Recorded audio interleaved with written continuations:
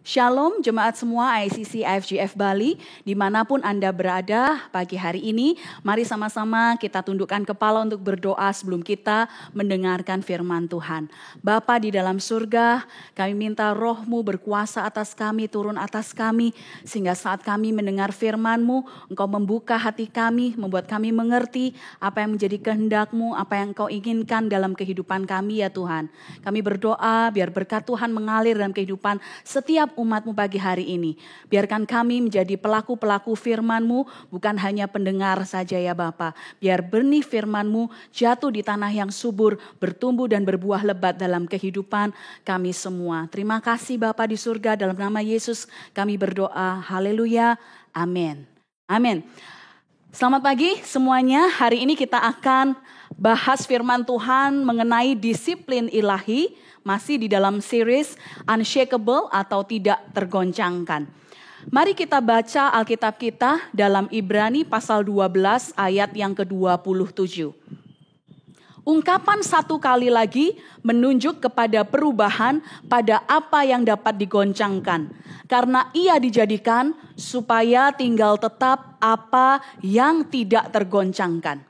Setiap orang, tidak hanya orang-orang percaya, pasti akan mengalami tantangan atau persoalan untuk membuktikan bahwa apa yang sedang mereka bangun hari-hari ini adalah benar-benar hal yang tidak bisa digoncangkan. Untuk membangun hal-hal yang tidak tergoncangkan perlu latihan, perlu kerja keras, perlu disiplin. Proses demi proses akan dilewati, jatuh bangun akan dilewati oleh sebagian besar kalau enggak semua orang hari-hari ini. Ada berbagai macam reaksi waktu seseorang menghadapi persoalan atau tantangan. Yang pertama, reaksinya bisa jadi orang ini akan mengalami kebimbangan, mulai putus asa. Memikirkan apa benar ini yang ingin aku bangun dalam kehidupanku. Ada juga orang yang tetap percaya, tetap berharap sama Tuhan. Percaya akan kasih dan rencana Tuhan dalam kehidupannya. Ada pula orang-orang yang tidak akan bertahan melewati proses demi proses ini. Dan kemudian mereka mulai meninggalkan persekutuan-persekutuan, ibadah-ibadah seperti yang dilakukan oleh beberapa orang. Seperti yang kita baca di dalam Ibrani 10 ayat 25 saudara.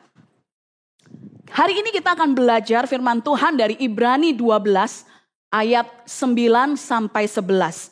Selanjutnya dari ayah kita yang sebenarnya kita beroleh ganjaran dan mereka kita hormati. Kalau demikian, bukankah kita harus lebih taat kepada Bapa segala roh supaya kita boleh hidup? Sebab mereka mendidik kita dalam jangka waktu yang pendek, sesuai dengan apa yang mereka anggap baik. Tetapi Dia menghajar kita untuk kebaikan kita. Supaya kita beroleh bagian dalam kekudusannya. Memang tiap-tiap ganjaran pada waktu ia diberikan tidak mendatangkan sukacita. Tetapi dukacita. Tetapi kemudian ia menghasilkan buah kebenaran yang memberikan damai kepada mereka yang dilatih olehnya.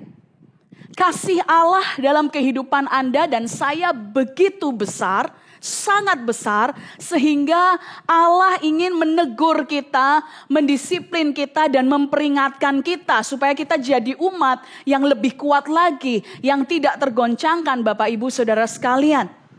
Saya ingin kita belajar kalau Allah mendisiplin kita, memperingatkan kita, menegur kita. Bukan karena Tuhan itu jahat, punya maksud yang jelek sama kita. Tapi justru dalam Ibrani 12 ayat 7-8 dikatakan jika kamu harus menanggung ganjaran, Allah memperlakukan kamu seperti anak. Di manakah terdapat anak yang tidak dihajar oleh ayahnya? Tetapi jikalau kamu bebas dari ganjaran yang harus diderita semua orang, maka kamu bukanlah anak, tetapi anak-anak gampang. Di dalam Ibrani pasal 12 ini kita belajar suatu hubungan, yaitu hubungan Allah dengan kita digambarkan seperti hubungan seorang ayah, seorang bapak dengan anaknya. Seperti kebanyakan orang tua di dunia ini Bapak Ibu Saudara, kita mendisiplin anak-anak kita. Anda pasti juga mendisiplin anak-anak Anda. Seringkali sebagai anak kita salah paham dengan maksud orang tua kita mendisiplin kita. Mereka gagal paham, anak-anak ini sering gagal paham apa maksud orang tuanya mendisiplin mereka. Mereka kemudian berpikir bahwa orang tuaku gak sayang sama aku, orang tuaku gak suka sama aku. Mungkin mereka benci, mungkin aku ini bukan anak kandungnya, mungkin aku ini anak pungut, atau lain sebagainya, berbagai macam alasan yang mereka punya dalam pikiran mereka pada waktu orang tua mereka mendisiplin mereka, menegur, memperingatkan. Kadang-kadang orang tua juga gak cukup memperingatkan dengan kasih sayang, tapi cukup keras, saudara. Karena begitu pun juga dengan Allah kita. Waktu Allah kita menganggap kita sebagai anak, Dia menegur, memperingatkan dengan keras kadang-kadang. Mendisiplin kita, karena Ia sayang sama kita, Ia mengasihi kita. Dia mengasihi Anda dan saya sebagai anak-anak Tuhan. Saran saya, saudara, waktu kita masuk dalam proses Tuhan, waktu Tuhan lagi melatih kita, menegur kita, memperingatkan kita, mendisiplin kita, jangan selalu bertanya sama Tuhan, kenapa sih Tuhan engkau hukum aku? Kenapa engkau memperlakukan aku kayak gini? Apa yang aku lakukan yang salah sampai aku harus menerima semua ini? Harus disiplin dan lain sebagainya. Saudara, tapi tanyakan sama Tuhan, Tuhan engkau ingin aku belajar apa dari semua ini? Apa yang ingin engkau ajarkan kepada aku Tuhan lewat semua ini? Karena saudara ada dua jenis ganjaran. Yang pertama ganjaran yang tujuannya untuk menghancurkan. Yang kedua ganjaran dengan tujuan mendidik. Membuat kita jadi orang yang lebih baik. Membuat kita menjadi umat yang tidak tergoncangkan dan lebih kuat lagi menghadapi kehidupan ini, saudara. Wahyu 3 ayat 19 berkata demikian, barang siapa kukasihi, ia kutegur dan kuhajar. Sebab itu relakanlah hatimu dan bertobatlah. Karena Tuhan memberi ajaran kepada yang dikasihinya, seperti seorang ayah kepada anak yang disayangi dalam Amsal 3 ayat 12. Ini yang sedang terjadi hari-hari ini di dalam kehidupan Anda dan saya, Bapak Ibu Saudara sekalian. Kalau Anda dikasihi, Anda akan ditegur. Kalau Anda anak yang disayangi, kita akan dihajar oleh Bapak kita. Mengucap syukurlah kalau hari-hari ini Tuhan masih menegur Anda. Mengucap syukur kalau hari-hari ini Tuhan mendisiplin Anda, mengajar Anda sesuatu. Dikatakan orang yang dikasihi Tuhan ditegur dan gak cuma ditegur tapi dihajar. Dalam bahasa aslinya ini menghukum, memberikan hukuman. To beat up, untuk memukuli saudara. Tapi bukan tujuan untuk supaya kita hancur. Bukan dengan tujuan untuk membuat kita down. Tetapi Tuhan merancangkan semua disiplin rohani dalam hidup kita ini. Supaya kita bisa belajar sesuatu dari itu semua.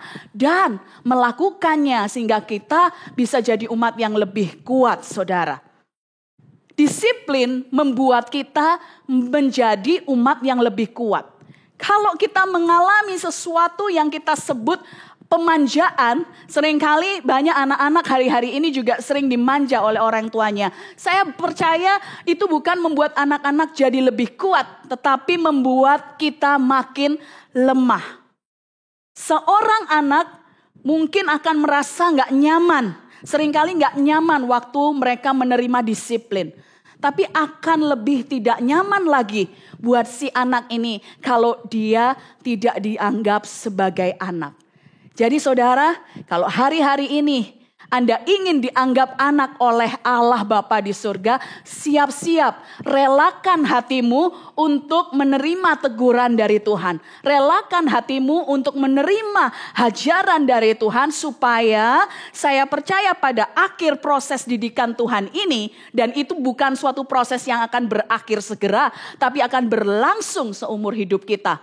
Saya percaya kita akan selalu belajar sesuatu hal yang baru dalam kehidupan kita. Amin, saudara. Amsal 19 ayat 18 berkata, hajarlah anakmu selama ada harapan. Tetapi jangan engkau menginginkan kematiannya, saudara. Kita disarankan oleh firman Tuhan untuk ajar anakmu selama masih ada harapan. Dalam bahasa Chinese mereka sering bilang gini, udahlah kalau sama anak ini udah bohwat gitu ya. Udah gak tahu lagi apa yang bisa aku lakukan supaya membuat anak ini sadar kembali ke jalan yang benar dengan value-value yang benar. Kalau Allah kita, saya gak bisa bayangin kalau Allah kita ngomong seperti ini kepada kita. Kalau sama Jessica aku udah bohwat, udahlah biarin aja, dia mau ngapa-ngapain terserah aja. Gak usah diurus, dia mau pulang gak diurus gitu ya, dia gak pulang juga gak ada yang nanya gitu. Saya bersyukur sekali dalam kehidupan saya punya orang tua yang tidak seperti itu. Yang selalu menghajar saya karena mereka melihat masih ada harapan dalam kehidupan saya. Kebodohan melekat pada hati orang muda, tetapi tongkat didikan akan mengusir itu daripadanya. Seringkali makanya ada quote darah muda biasa ya. Waktu kita masih muda masih banyak sekali kebodohan-kebodohan yang kita lakukan. Karena itu dengarkan didikan orang tua kita, saudara. Karena mereka sudah lebih berpengalaman dalam kehidupan ini. Dan mereka gak pengen kita melakukan kebodohan-kebodohan yang sama seperti yang pernah mereka lakukan di masa muda mereka. Amsal 23 ayat 13-14. Jangan menolak didikan dari anakmu. Biarkan anakmu menerima didikan. Pada dasarnya seperti itu yang dikatakan oleh firman Tuhan. Ia tidak akan mati kalau engkau memukulnya dengan rotan. Engkau memukulnya dengan rotan, tetapi engkau sebenarnya sedang menyelamatkan nyawanya dari dunia orang mati, saudara. Luar biasa efek dari didikan. Kalau didikan itu didikan ilahi atau didikan rohani dalam kehidupan Anda dan saya. Terlebih lagi kita ajarkan juga disiplin rohani ini kepada anak-anak kita, kepada generasi di bawah kita. Saya percaya mereka akan tumbuh jadi orang-orang yang kuat dan militan, yang radikal, yang mau pergi bagi Yesus Kristus, saudara. Ibrani 12 ayat 10. Sebab mereka mendidik kita dalam waktu yang pendek, sesuai dengan apa yang mereka anggap baik. Orang tua kita akan mendidik kita selama yang mereka mampu, selama yang mereka masih kuat. Dan waktunya bukan waktu yang panjang, waktunya waktu yang pendek, sesuai dengan apa yang mereka anggap baik. Tetapi Dia, yaitu Tuhan Yesus Kristus, menghajar kita untuk kebaikan kita, supaya kita beroleh bagian dalam kekudusannya. Tuhan kita menghajar kita bukan supaya Dia ingin melihat kita jatuh, tapi Dia ingin menghajar kita untuk kebaikan kita. Bukan hanya memandang apa yang baik untuk kita, tetapi Dia melakukannya karena Dia mengasihi kita. Karena Dia ingin kita menikmati bagian di dalam kekudusan Allah. Nah, hari ini saya ingin tanya sama Anda, kira-kira apa yang Tuhan lakukan biasanya dalam mendisiplin kita? Bagaimana Tuhan mendisiplin kita? Apa yang biasanya Tuhan pakai untuk mendisiplin Anda dan saya? 2 Korintus 12 ayat 8-10 berkata demikian. Tentang hal itu, aku sudah 3 kali berseru kepada Tuhan, supaya utusan iblis itu mundur daripadaku. Tetapi jawab Tuhan kepadaku, cukuplah kasih karuniaku bagimu. Sebab justru dalam kelemahanlah kuasaku menjadi sempurna. Sebab itu terlebih suka aku bermegah atas kelemahanku, supaya kuasa Kristus turun menaungi aku. Karena itu aku senang dan rela di dalam kelemahan, di dalam siksaan, di dalam kesukaran, di dalam penganiayaan dan kesesakan oleh karena Kristus. Sebab jika aku lemah, maka aku kuat. Amin saudara. Saya percaya lewat kelemahan kita atau ketidakmampuan kita, Tuhan bisa mendisiplin kita dan melatih kita dengan lebih baik lagi. Seringkali kita berkata sama Tuhan, aku gak bisa Tuhan melakukan ini. Jangan suruh aku please, jangan suruh aku untuk lakukan ini. Jangan minta aku untuk melakukan itu Tuhan. Kalau boleh, biarkan cawan ini lalu daripadaku Tuhan. Ambil aja bagian yang ini dari aku Tuhan, jangan suruh aku. Saya punya kesaksian pribadi mengenai hal ini saudara. Berbicara di depan umum, ya, atau menyanyi di depan umum, itu selalu menjadi challenge tersendiri bagi saya selama ini saudara. Mungkin ini suatu fakta yang sulit Anda percayai. Saya mengerti bagi sebagian dari Anda mungkin bertanya, masa Pastor Jess gak bisa ngomong di depan umum, gak bisa nyanyi di depan umum. Waktu pertama kali saya diberi kesempatan untuk mimpin pujian, itu di sebuah kapal saudara. Saya diminta pimpin pujian dong, nanti hari Minggu ada ibadah bersama dengan penumpang-penumpang yang lain. Apa yang saya lakukan? Saya ambil sebuah kertas, saya tulis semua lagu-lagu yang akan saya nyanyikan, plus komentar-komentarnya. Di lagu ini duduk, di lagu ini berdiri. Gimana caranya saya minta orang-orang untuk berdiri? Saya tulis semuanya dengan detail saudara. Bapak, Ibu, saudara sekalian, mari sama-sama kita bangkit berdiri. Kita akan nyanyikan lagu itu, ini, semua saya tulis. Silakan duduk semuanya, lengkap catatan saya saudara. Dan waktu saya melakukannya, saya nggak berani lihat mata dari semua penumpang yang ada di dalam kapal tersebut. Yang saya lakukan menunduk, tanpa saya terasa keringat dingin keluar dari tubuh saya saudara, sampai sebesar jagung-jagung mungkin kalau dilihat pada waktu itu ya saudara. Tetapi kalau saya nggak lakukan langkah pertama ini, sekarang mungkin saya nggak akan berdiri di hadapan Anda untuk share firman Tuhan, untuk memimpin Anda dalam pujian penyembahan. Itu nggak dimungkinkan kalau saya nggak bersedia dilatih oleh Tuhan melebihi apa yang menurut saya lemah, saya nggak mampu saudara. Kenyataannya saya selalu gugup setiap kali saya mau pelayanan. Teman-teman worship team udah tahu ini saya selalu gugup, telapak tangan saya dingin, terus saya deg-degan, macam-macam gejala yang timbul dalam diri saya waktu saya mau berbicara atau saya mau menyanyi atau mengajar di depan banyak orang. Tetapi saudara, karena saya melewati semua gejala-gejala ini dan pada akhirnya Tuhan menolong saya untuk bisa berbicara, untuk bisa bernyanyi, untuk memuji menyembah Tuhan bersama dengan saudara, saya tahu persis itu bukan karena saya. Tetapi karena roh Tuhan yang tinggal di dalam saya yang memampukan saya untuk saya melakukan sesuatu bagi Tuhan walaupun pada saat itu saya lemah, walaupun pada saat itu saya belum mampu. Saya nggak tahu apa-apa tentang bagaimana memimpin pujian penyembahan, tapi saya mau relakan hatimu untuk dididik oleh Tuhan. Maka pelan-pelan Anda akan jadi orang yang makin lama, makin ahli melakukan hal-hal yang selama ini mungkin Anda pikir Anda gak bisa lakukan. Yang kedua, Allah mendisiplin kita dan cara yang paling efektif sejauh ini menurut saya adalah melalui keadaan atau penderitaan. Roma pasal 5 ayat 3-4 berkata, dan bukan hanya itu saja. Kita malah bermegah juga dalam kesengsaraan kita. Karena kita tahu bahwa kesengsaraan itu menimbulkan ketekunan.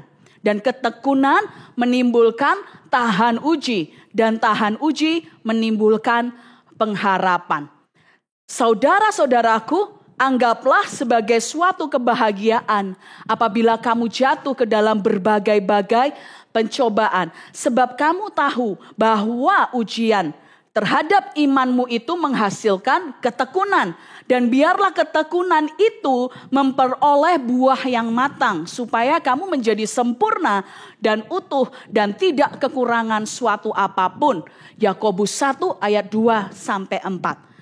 Melalui keadaan, melalui penderitaan, iman kita, iman saya dan Anda diuji. kesombongan kita ditaklukkan. Waktu kita sedang menderita, kita mulai berpikir, apa yang bisa aku sombongkan? Sebenarnya kita nggak punya apapun untuk disombongkan. Karena semua yang kita punya asalnya dari Tuhan. Karakter kita dibentuk. Motivasi kita dimurnikan. Tujuan hidup kita diriset, diatur ulang. Bukan untuk kemuliaan diri sendiri, tapi untuk kemuliaan nama Tuhan. Saudara, di Alkitab ada cerita tentang Ayub. Dan kalau saya pikir-pikir, sebagian kecil dari cerita Ayub ini juga terjadi dalam kehidupan saya pribadi dan keluarga saya. Di mana saya dan keluarga saya harus melewati proses demi proses dari Tuhan. Pada waktu beberapa tahun yang lalu, kita sempat mengalami di awal-awal kehidupan kita menjadi orang percaya. Kita melewati masa-masa sulit di mana kita nggak ada uang untuk makan. Kita harus jual hiasan dinding untuk makan. Saudara, kita diberi makan oleh tukang bakso. Saudara, itu alasannya kenapa saat ini saya suka banget makan bakso. Itu intermezzo aja saudara ya. Kemudian saya melewati pergumulan demi pergumulan saudara. Jadi nggak selamanya saya berada di posisi saya saat ini. Saya juga melewati masa-masa nggak enak. Yang mungkin kalau saya ceritakan secara detail, Anda nggak akan percaya. Wow, masa sih Pastor Jairus melewati semua proses itu? Anda bisa tanyakan kepada keluarga saya, saudara. Saya melewati proses-proses ini. Saya tahu rasanya bagaimana nggak bisa makan. Makanya saat ini kalau saya terlibat langsung di dalam mission, di dalam membantu orang lain, people helping people, seperti yang kita lakukan. Karena saya punya background dari sana saudara. Saya tahu rasanya bagaimana orang yang gak punya bahan makanan dan kita bantu mereka. Saya tahu rasanya ada di sana. Itulah kenapa saya cinta banget dengan kegiatan-kegiatan mission saudara. Saya encourage Anda juga menumbuhkan kerinduan Anda untuk terlibat secara langsung dalam menolong orang lain. Pergumulan, penderitaan saudara, itu mengubah seseorang. Cara pikir seseorang akan berubah waktu dia sudah melewati yang namanya penderitaan. Cara dia melihat masalah akan berbeda. Cara dia berdoa akan berbeda. Bagaimana dia memperlakukan orang lain akan jauh berbeda. Sebelum dan setelah dia mengalami proses dari Tuhan sendiri. Saya harap pergumulan apapun yang Anda alami hari ini tidak membuat Anda jauh, tapi mengubah cara pikir Anda dari cara pikir yang egois menjadi cara pikir yang murah hati. Jadi orang-orang yang generous, jadi umat Tuhan yang mau berbagi dengan orang lain. Yang ketiga, cara Tuhan mendisiplin kita adalah lewat orang lain. Ada dua tipe orang yang Tuhan tempatkan di sekeliling Anda dan saya. Anda bisa cek ini, Anda mulai renungkan siapa ya orang-orang ini. Ada yang pertama orang-orang lain yang berbicara dalam kehidupan kita. Orang lain yang berbicara kepada kita. Siapa orang-orang ini? Ibrani 13 ayat 17. Taatilah pemimpin-pemimpinmu dan tunduklah kepada mereka. Sebab mereka berjaga-jaga atas jiwamu sebagai orang-orang yang harus bertanggung jawab atasnya. Orang-orang yang berbicara dalam kehidupan Anda dan saya bisa jadi itu pastor Anda. Bisa jadi itu mentor Anda, orang tua rohani Anda, orang tua Anda secara kandung, pasangan Anda, suami istri Anda, anak-anak Anda pun bisa jadi orang-orang yang berbicara dalam kehidupan Anda dan saya. Orang-orang ini adalah orang-orang yang sudah melihat sisi buruk kita dan tetap mengasihi Anda dan saya. Dan karena mereka ingin yang terbaik dari Anda. Karena mereka ingin yang terbaik bagi Anda. Dengarkan orang-orang ini saudara. Orang yang sudah lihat apapun sisi gelap Anda, sisi buruk Anda. Tapi tetap memutuskan untuk tinggal bersama Anda. Untuk menolong Anda, menasehati Anda, menegur Anda. Dengarkan mereka saudara. Jangan palingkan telingamu dari orang-orang ini. Orang yang kedua adalah orang yang menyinggung kita. Disiplin dalam area ini melatih Anda dan saya menjadi orang-orang yang rendah hati, yang sabar, yang sadar kalau tanpa Tuhan kita bukan siapa-siapa sebenarnya. yang percaya kasih karunia Allah yang akan memampukan kita untuk mampu mengampuni orang lain. Orang yang menyinggung kita, Tuhan Yesus tempatkan di sekeliling kita untuk melatih kita, untuk tetap kita bisa belajar berbuat baik. Bahkan kepada orang-orang yang pernah menyakiti kita sekalipun. Tahukah Anda bahwa Tuhan Yesus Kristus sebagai anak Allah pun belajar untuk taat dalam segala kesusahan yang ia alami. Dan ia tetap bisa berkata dalam Lukas 24 ayat 34, "Ya Bapa, ampunilah mereka, sebab mereka tidak tahu apa yang mereka perbuat." Bisakah kita berkata seperti apa yang Tuhan Yesus katakan kepada orang-orang yang menyakiti hati kita? Ampuni mereka ya Tuhan, karena mereka nggak tahu apa yang mereka perbuat. Biarkan, doakan mereka, ucapkan berkat atas mereka. Dengan begitu Anda menaruh bara api di atas kepala mereka. Itu yang firman Tuhan katakan. Yang terakhir, Ibrani 12 ayat 11. Memang tiap-tiap ganjaran pada waktu ia diberikan tidak mendatangkan sukacita, tetapi duka cita. Tetapi kemudian ia menghasilkan buah kebenaran yang memberikan damai kepada mereka yang dilatih olehnya. Ada dua kata yang saya garis bawahi di sini, yaitu menghasilkan buah. Buah selalu dirasakan atau selalu dihasilkan di akhir sebuah proses. Gak ada, saya belum pernah lihat tiba-tiba di pinggir jalan langsung muncul ting buah gitu saudara. Tanpa melewati proses penanaman benih, proses pertumbuhan, proses dibersihkan, dipupuk, disiangi dan sebagainya saudara. Tetapi buah selalu dirasakan di akhir. Oleh orang-orang yang bersedia dilatih oleh Tuhan sendiri. Latihan bicara soal proses. Tidak ada orang yang bisa jadi ahli dalam suatu hal apapun tanpa proses latihan. Orang yang tinggal di dalam kebenaran saudara pasti akan mengalami sukacita dan kedamaian dalam setiap proses yang Tuhan izinkan, yang Tuhan beri dalam kehidupan Anda dan saya. Kita akan tetap merasakan sukacita dan kedamaian. Disiplin rohani dari Tuhan Yesus Kristus akan mendatangkan, menghasilkan buah yang manis yang bisa dinikmati oleh semua orang. Orang yang berlatih dengan penuh disiplin akan mengalami perubahan demi perubahan. Dari hari ke hari mereka akan jadi pribadi yang berbeda, jadi pribadi yang lebih baik. Kalau Anda berlatih hal apapun itu, kalau Anda latihan terus setiap hari, Anda rutin berlatih, Anda akan jadi lebih baik. Anda akan jadi lebih baik di hari berikutnya. Anda akan jadi lebih baik di hari berikutnya lagi. Sampai Anda disebut seorang ahli dalam hal yang Anda kerjakan. Perubahan orang-orang yang berlatih harusnya bisa terukur dengan baik. Dan mereka, buah yang mereka hasilkan bisa dinikmati oleh orang lain. Seperti yang sering saya ucapkan kepada teman-teman di worship team. Gak masalah kalau hari ini engkau belum sempurna. Kalau hari ini engkau belum ahli, gak apa-apa. No problem. It's okay if you are not perfect today. Tapi satu hal yang perlu kita pastikan. Make sure, pastikan you are making progress. Pastikan Anda mengalami kemajuan demi kemajuan. Buat kemajuan. Walaupun sekecil apapun gak masalah. It's still a progress. Itu tetap sebuah kemajuan dalam kehidupan Anda dan saya. Pagi hari ini saya mau encourage kita semuanya. Kalau Anda sedang didisiplin oleh Tuhan, dalam proses Tuhan, tetaplah bersukacita walaupun saya tahu ganjaran itu waktu diberikan gak mungkin membawa sukacita. Wah, aku diganjar, disiplin sama Tuhan. Gak mungkin saudara. Pasti merasa aduh kok gak enak ya.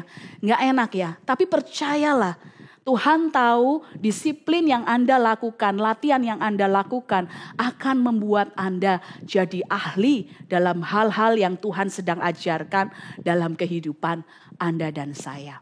Demikian firman Tuhan pagi hari ini. Mari sama-sama kita berdoa. Bapa dalam surga, Hamba-Mu berdoa buat setiap umat-Mu yang mendengarkan firman-Mu hari ini.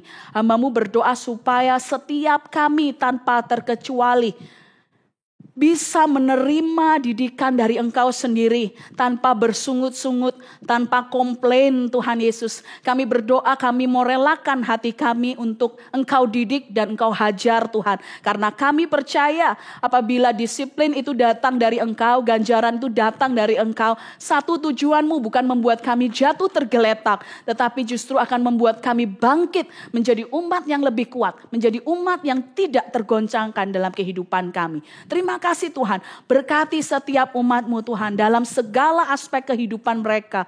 Buat mereka mengerti dan mereka sadar bahwa Tuhan selalu merencanakan apa yang baik. Rancangan Tuhan dalam kehidupan kami selalu rancangan damai sejahtera, bukan rancangan kecelakaan ya Bapa. Terima kasih Tuhan, kami menikmati firman-Mu pagi hari ini dan kami mau Tuhan belajar jadi umat-Mu, dilatih oleh Engkau sendiri sampai kami membuat kemajuan demi kemajuan, sampai kami ahli dalam hal-hal yang Engkau latih kami untuk lakukan. Terima kasih Bapa di surga, di dalam nama Tuhan Yesus Kristus kami berdoa dan mengucap syukur. Haleluya, amin. Selamat hari Minggu dan Tuhan Yesus memberkati.